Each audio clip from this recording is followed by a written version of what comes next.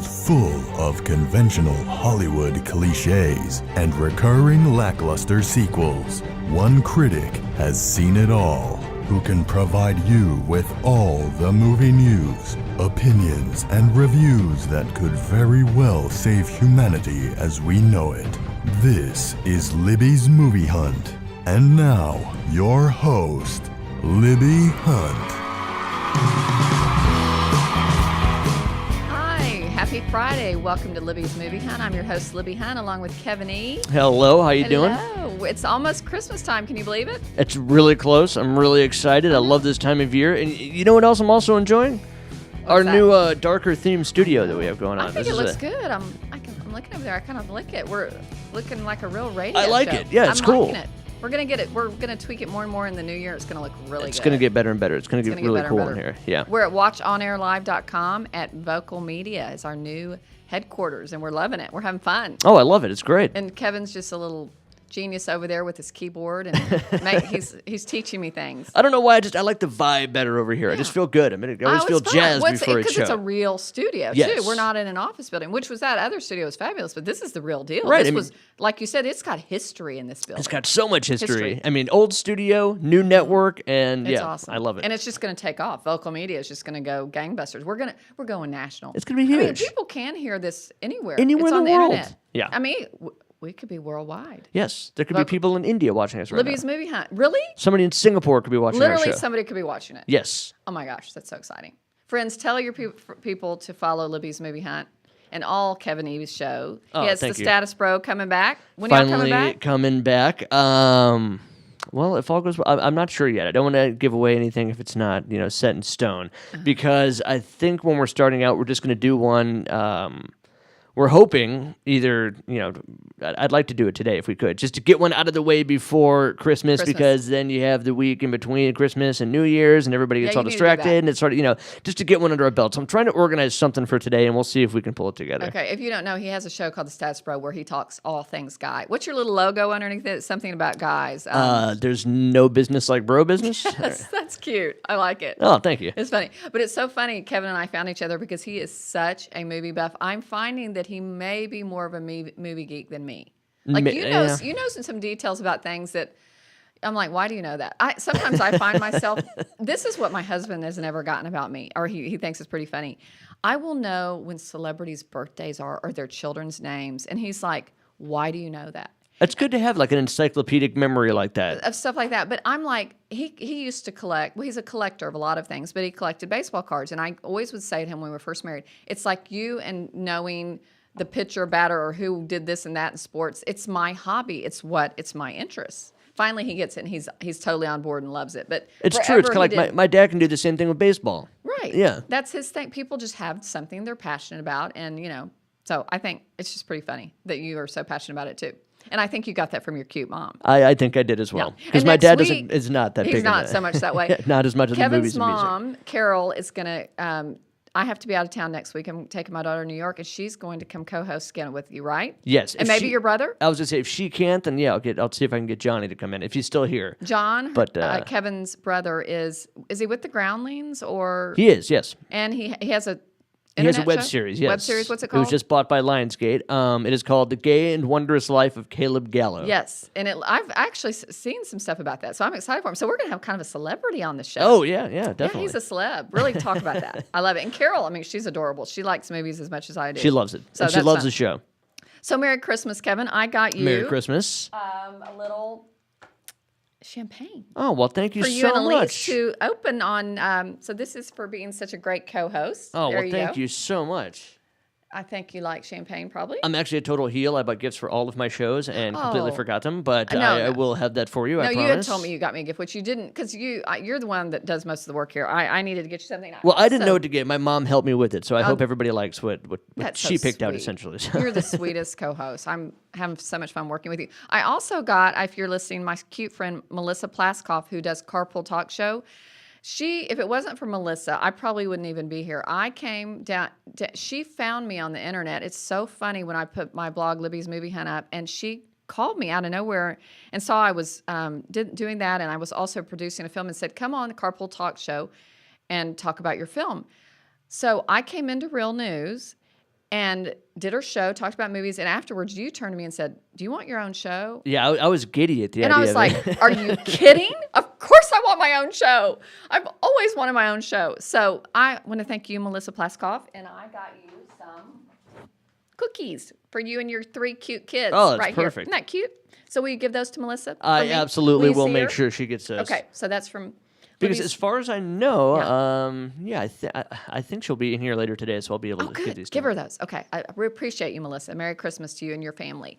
And you too. And give my love to your cute little girlfriend, Elise. Thank you. I Merry adore Christmas her. to you Thank and yours as Thank well. you. We're going to have fun. It's just, I'm having like 40-something people for lunch on Christmas Day. Oh my God! I thought I was having a lot of people for Christmas this No. year, but you're And this week, I had my whole church staff to my house for lunch. 80 people. 80 people. 80 people. Now, granted, both times I had it catered, but it was so much fun. My church, I'm getting off track here, but the whole staff, the minister, and I go to Highland Park Pres, they caroled to my house because I only live 2 blocks from the church and sang Christmas songs and rang jingle bells. How That's cute pretty is that? cool. And came to my house and ate lunch. So, That is pretty Okay, awesome. enough of Christmas. Well, let's get to movies. But I love Christmas, so you're right. Movies, we got to get And we'll to talk movies. about our favorite Christmas movies. Okay, we saw 3 movies this week. I saw La La Land, Jackie, and Kevin saw Collateral Beauty I did. with Will Smith.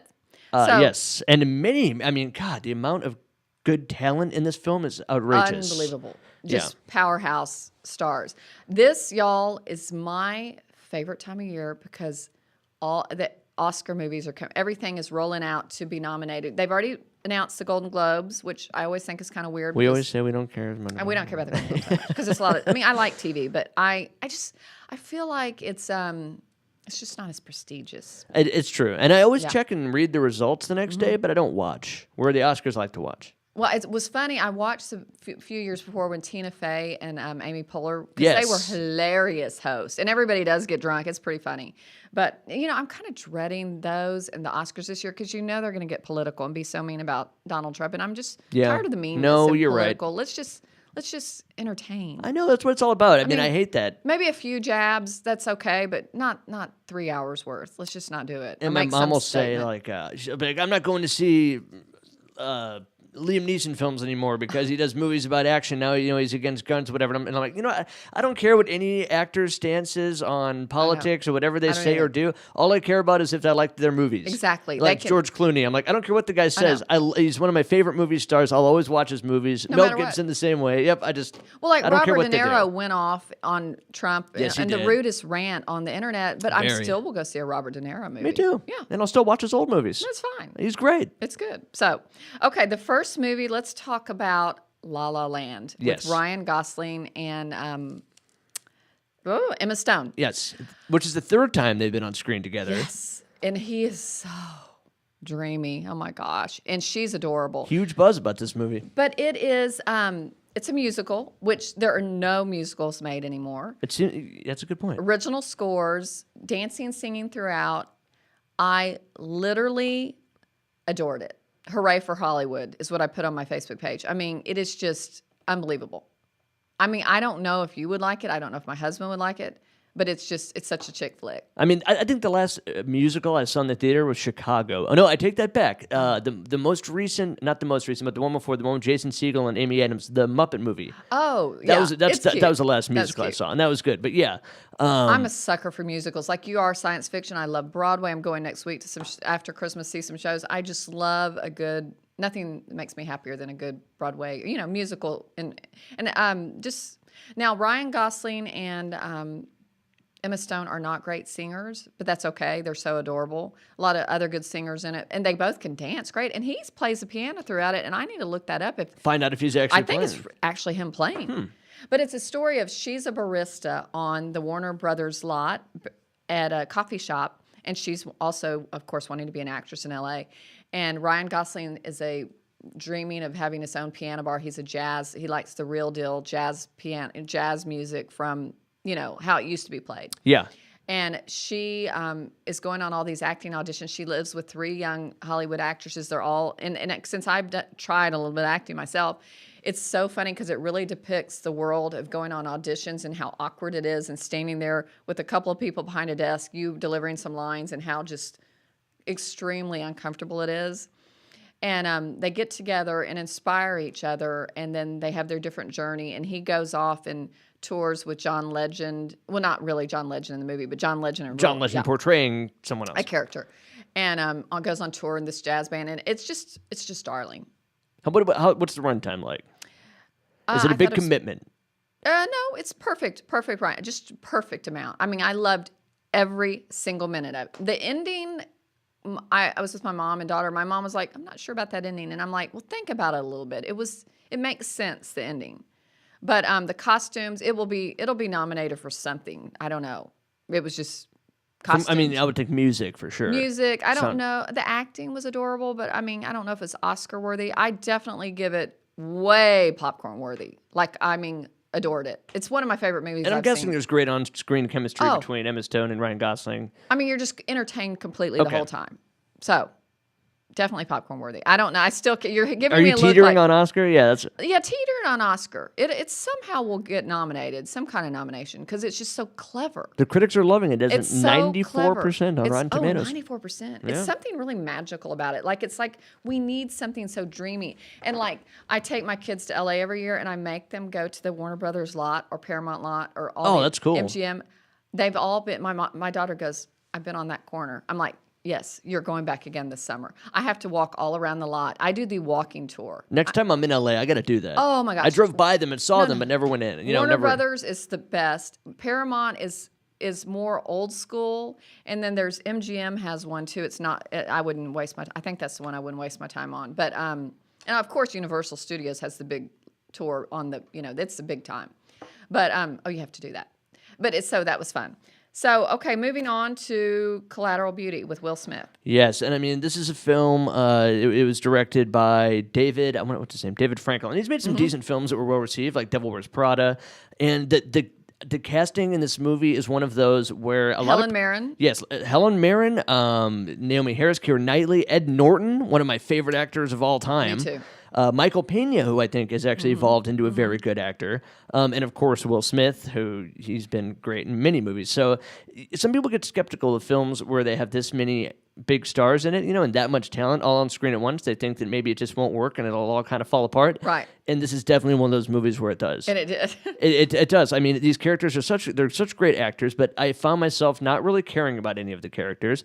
Their performances, they didn't really seem that involved in it. They didn't seem to care that much about it, with the exception of Will Smith. He put a good amount of effort into it, and I felt like he was really trying to fill that role. He did a good job. Everyone else, not so much. It became laughable in a way that it wasn't even intending to. It just all kind of falls apart, and it's boring. And I hate to say it because it had tons of potential. It could have been a good, uplifting film. It's absolutely bag full of kernels. Darn. Yep. Well, I'm going to have to go see it just because I'm thinking he's wanting an Oscar nomination. Remember how he snubbed the Oscars last year? He was such a baby because he didn't they were saying that not enough African-American people were. Oh, was it for Concussion? Concussion. I'm like, you weren't nominated because that wasn't a good movie. It wasn't that great, yeah. So, I mean, why are you being a big baby? And some years there just aren't as many, African-American people nominated. I'm sorry. I always want to see that. You want to see a lot of diversity, but sure. I mean, I was super pumped when Denzel Washington won for Training Day because I loved that movie. Oh my gosh! And I loved that performance. It was great, but I was hoping for Will Smith I don't know, maybe he deserves it not to be good because he acted like such a baby. Like he and his wife were like, we're banning the Oscars. I'm like, come on. Oh, and I think he thought this was some sort of potential Oscar vehicle That's for what him. I'm saying. The way Leonardo DiCaprio did with The Revenant, as similar, but. But there's been a lot of advertising for this movie. It's been interesting, so I thought maybe it's really good because there's been tons of advertising. Yeah, but no. So it's just a continuously flawed film. I can't think of anything that it does particularly well. Well, it's an interesting concept because he mails letters to like death and. Doesn't he mail letters to? Yes, it's definitely. I mean, it has like almost a Christmas Carol feel. Yeah, to the plot is very well-meaning and could be very. It could have been better executed. I think it's a concept that could have been done well and just falls flat. Remember 7 Pounds, where he goes around? I thought it was going to be kind of like that, where he goes around and meets the people, but it's. There is similar type feel in the way it's constructed to that. But 7 Pounds is a better movie.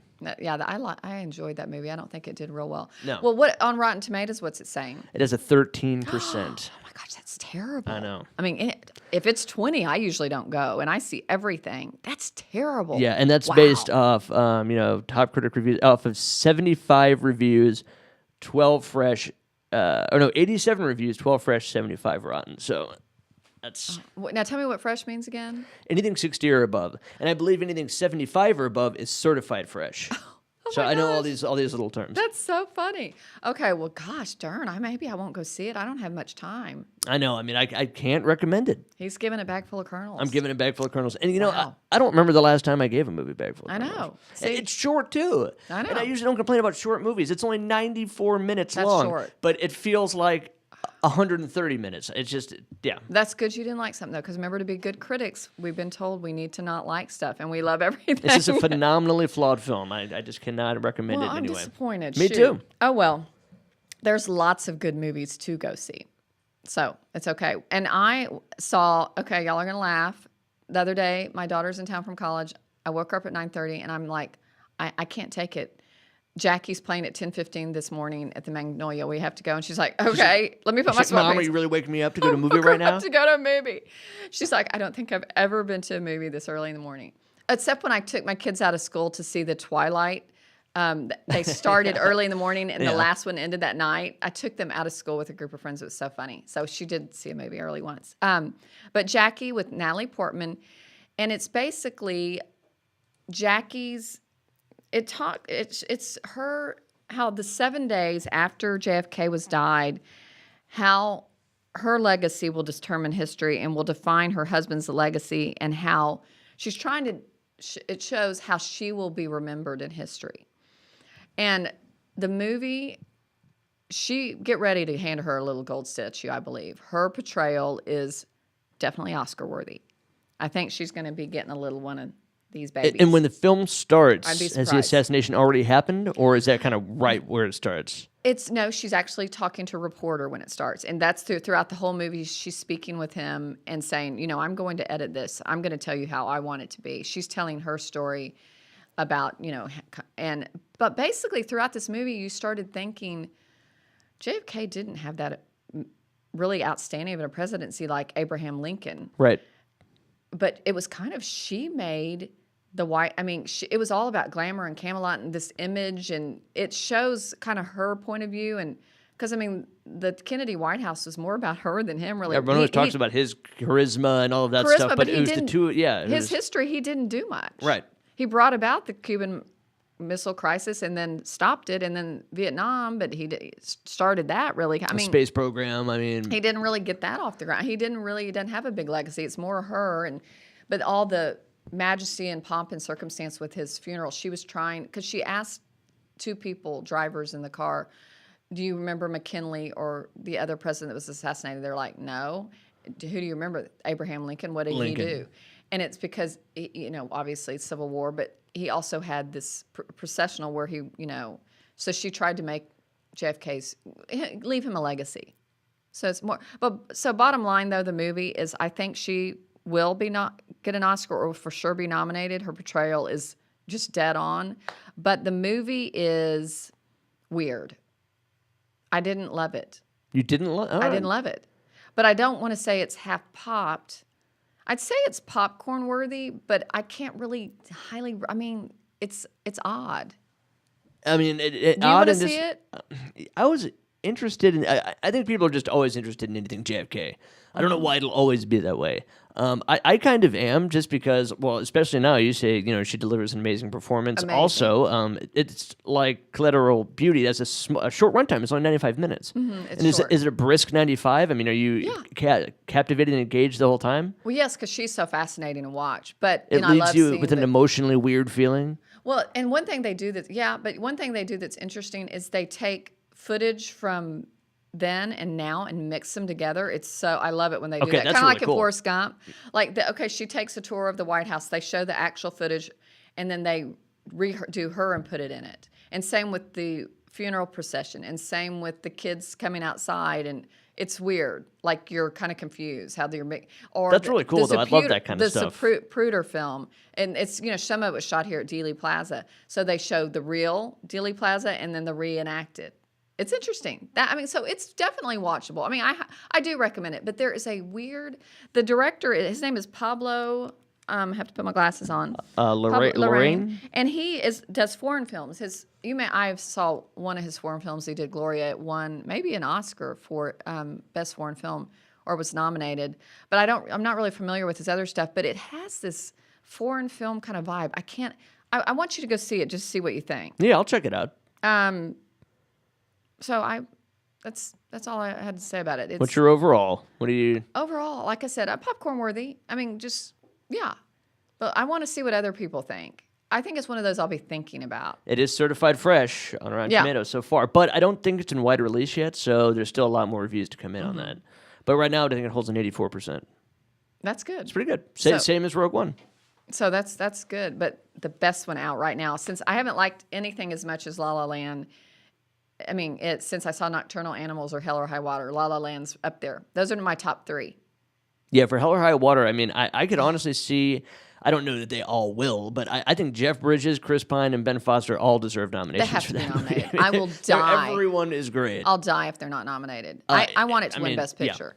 I'm so excited about the guy's me too. third film. He did Sicario. He did that one. I can't wait. But acting, I mean, God, it's a little bit of a toss-up for me when you have Andrew Garfield and even Vince Vaughn for Hacksaw Ridge were really good. They need to be nominated. Yeah, I think they should be in the running. James Garfield, I thought his accent was a little goofy. That's the only thing that bothered me about that performance. I mean, I know it's probably realistic. It seemed realistic to me, especially considering the only other thing I'd ever seen him in was Spider-Man. Right. So I thought it was pretty good. And I'm terrible at gauging accents. I don't know. His accent bugged me, but it was great. That's up there. It better be nominated. People better not be mad at Mel anymore. Yeah. I mean, they need to forgive him. He's a fabulous director. And actor. Yeah. And it'll only be a matter of time before he does something else stupid. But for right now, let's just let him keep doing stuff because I love him being in movies and I love him making movies. I love him making movies. I want him to make something else. He's so good. I feel like I'll watch any interview with him and I don't even need to see it. I just like to hear his voice. I do too. He has such a cool voice. He's the best. Yeah. Because it's Australian, but barely. Yeah, and it's very gruff and deep. And, yeah. Lethal Weapon. It just reminds me of Lethal Weapon. Yeah, exactly. Those are the best movies. Or even Payback. I love that movie too. Loved it. It's film noir style and everything. I love Mel Gibson. I do too. Yeah, I need to watch that again. It's funny when we were talking about holiday movies a little bit and how you wanted to mention that in today's that. show. Yeah. I would technically consider Lethal Weapon to be a Christmas film. Because the first one it did take place at Christmas. It did. Okay, yeah. I was looking up on the internet some movies that are listed there really aren't Christmas movies. Well, like Planes, Trains, and Die Hard also. Die Hard took place. Planes, Trains, and Automobiles. But did it take at Thanksgiving? Yeah. So that's going to go on my Thanksgiving list. You can call it a holiday film, I guess, but not a Christmas movie. That's true. But you're right. There are some kind of funny movies they had listed. So it lists like top Hollywood movies all time, and one of the first one on all the lists was A Christmas Story. Yeah. And I didn't love that movie. Do you like it? There are just things about it that I find weird, and honestly, sometimes kind of creepy. I don't know. It just things that rub me the wrong way about it. I know, it's weird. But I think people my generation really like it because there was this saying, you can't get a BB gun or you'll shoot your eye out. Every young man my age wanted a BB gun. So a lot of people my age, especially men, really connected with that film. But it's like the number one movie but for me, I'll tell you my two and then you can tell you yours too. My top two, I've already watched them on Netflix. They're both on there. It's a Wonderful Life, which you and I have talked about.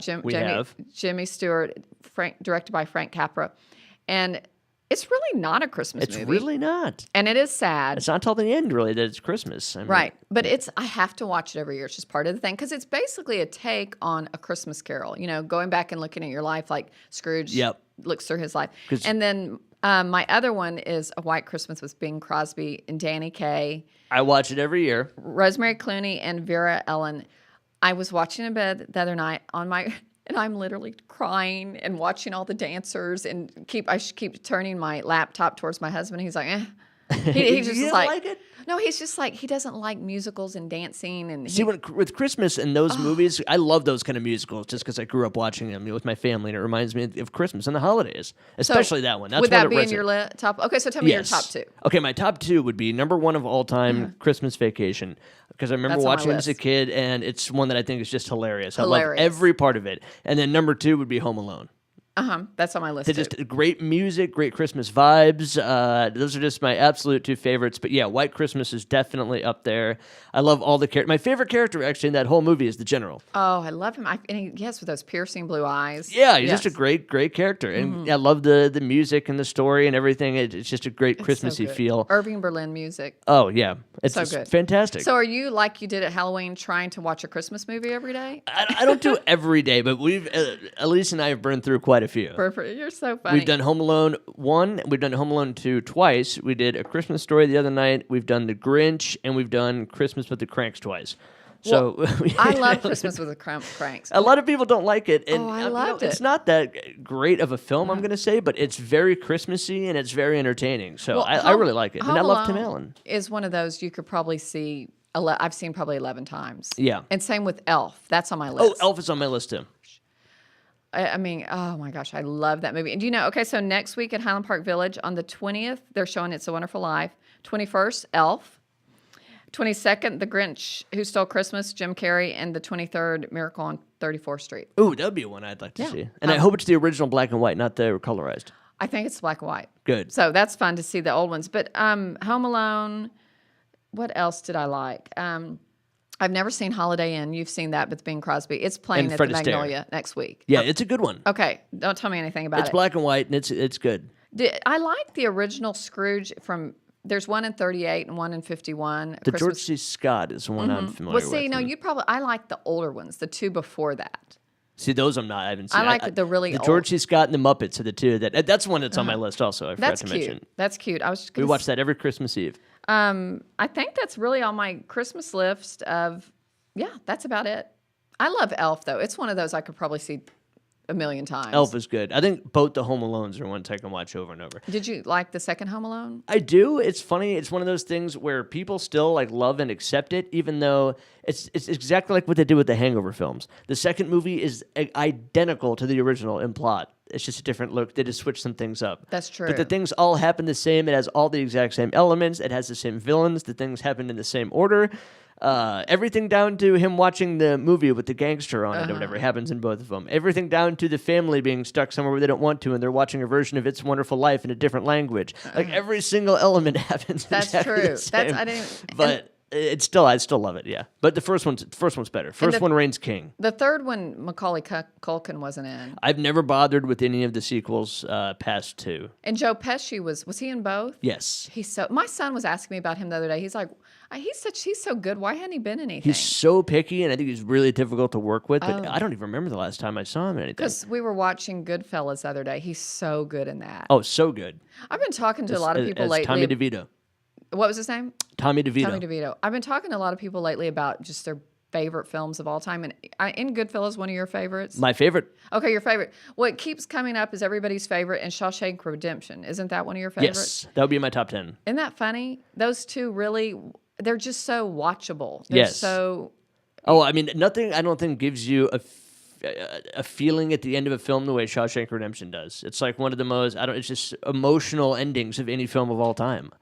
It's so good. A lot of people who love Shawshank Redemption also love Green Mile, and I don't feel the same way. I didn't love that as much. I don't like the Green Mile. It was the so Green Mile sad. depresses the hell out of me at the Me end. too. Whenever it comes on, I'm just like, oh, I don't want to know. Yeah, I can't do Green Mile, but Shawshank Redemption is great. I was asking a director friend of mine who wrote a screenplay recently, Justin Malone, if you're listening. I said, how do you write a screenplay? And he said, just get a really good movie like Shawshank Redemption, and kind of copy its idea. I mean, that's how you start writing a screenplay. And I thought, that makes sense. That does make sense. Mm-hmm. I always heard in film school, they always talk about this, but they said if there was any film they had to consider to have the perfect screenplay, it was Back to the Future. And I don't know why they would say that's like the perfect template to write That's a screenplay. so funny. It's confusing me. And Are we done? We only have, we're down to 30 seconds. Okay. Well, Thanks for tuning into Libby's Movie Hunt. We're here every Friday at 2 o'clock on watchonairlive.com. And have a Merry Christmas, Happy New Year, Happy Hanukkah, Happy Holidays.